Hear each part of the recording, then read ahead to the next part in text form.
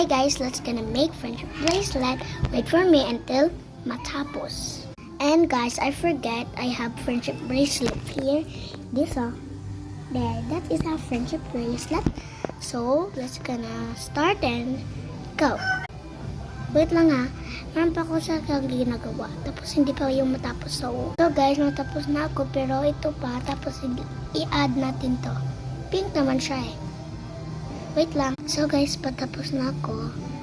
Ito na lang ginagawa ko kasi wala akong klase Sabado at Domingo. So, kasi wait lang kasi malapit na yung time.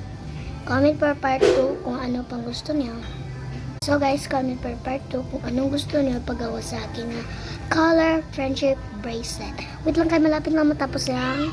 So guys, tapos na ako. Tapos ibabangan natin sa aking hands. Okay guys, here are the friendship bracelet. Bye!